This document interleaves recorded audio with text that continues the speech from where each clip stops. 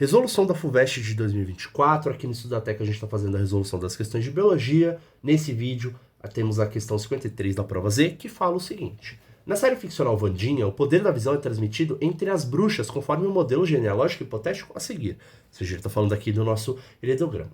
Considerando a genealogia apresentada, o poder da visão tem herança. Vamos ver então qual é o padrão de herança dessa característica de acordo com o heredograma. Vamos ver alternativa por alternativa.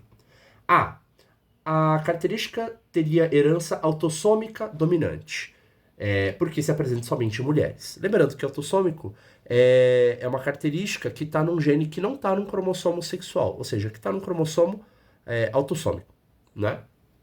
Seria autossômica dominante, ou seja, as mulheres afetadas teriam que ser azão ou, né, azão-azinho, né? E ele diz, a justificativa dele para isso é porque ela se apresenta somente em mulheres. Bom, já fica estranho, né?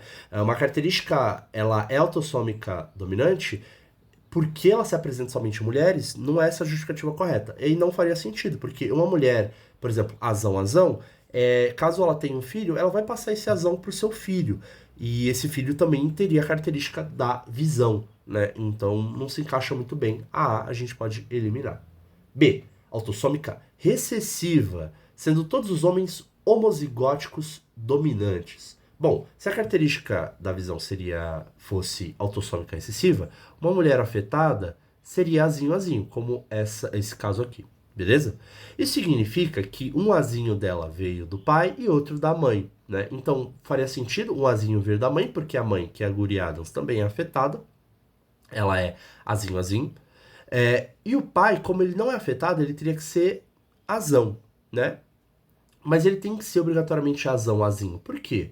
Porque um azinho, um dos alelos dele, foi passado para a filha. Como a filha é azinho, um azinho veio do pai. O pai tem que ser azinho. E ele fala aqui na B que todos os homens seriam homozigóticos dominantes, ou seja, azão.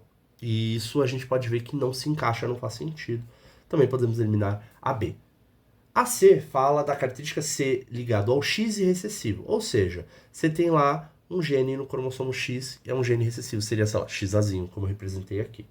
E os filhos homens inativam esse cromossomo. Bom, é aqui que as coisas ficam um pouco estranhas. Os homens são X e Y, certo? As mulheres são XX. Os homens têm um X, mas eles não inativam esse X. Esse X é utilizado pelos homens de algumas maneiras, né? Os genes que estão no X são utilizados, beleza? Então você falar que o homem inativa o cromossomo é um pouco estranho. Se ela falasse que o homem inativa o gene, poderia talvez ser, mas o homem inativar o cromossomo X não faz sentido. As mulheres que inativam um do X, né, elas formam o que a gente chama de cromatina sexual ou corpúsculo de Barr, e elas inativam um do X que elas possuem. As mulheres têm dois, elas não usam os dois, elas usam só um, beleza? Então os homens não vão inativar cromossomo X, tá? D, ligada ao X excessivo. De novo, né, X excessivo, porque aparece em todas as gerações. Gente, esse negócio de, uma característica dominante ou excessiva, porque aparece em todas as gerações ou não, não é uma justificativa confiável, tá? É sempre bom analisar caso a caso aqui, porque mesmo, né, você pode ter ali algum caso esquisito, algo complicado ali de acontecer. E no caso de uma característica X recessiva, a tendência de uma doença recessiva é não aparecer em todas as gerações, né? Em uma geração ou outra ela passar desapercebida. Então, a característica recessiva aparecer em todas as gerações é pouco provável, não pode ser a D. Sobra pra gente a E, que é o nosso gabarito. Agora, por quê? Ligado ao cromossomo X dominante, ou seja, as mulheres seriam todas X, teriam pelo menos um X azão, beleza? Então, ligado ao X dominante, sendo letal para os fetos masculinos com alelo dominante. Ou seja, quando a mãe que tem a visão for ter um filho, se ela passar o Xazão para o filho, ele não vai nem passar da fase embrionária, da fase de feto, tá? Vai ser letal para ele. Agora, se caso for uma menina, ela vai se desenvolver normalmente e ter a visão na fase adulta.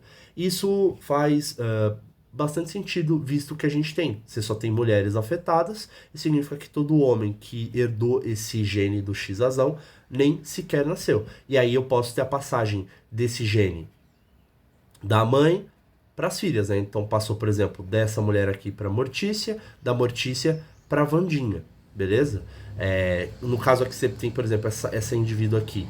Todos os homens que nasceram dela não têm a característica, né? Se tivesse, é muito provável que que ela tenha perdido algum filho, porque ele herdou o X azão dela, o X dominante, e ele acabou nascendo, ou melhor, nem nascendo, né? Porque ele não passou da fase de feto. Beleza? É a que melhor se encaixa, as outras todas podem ser eliminadas de alguma forma.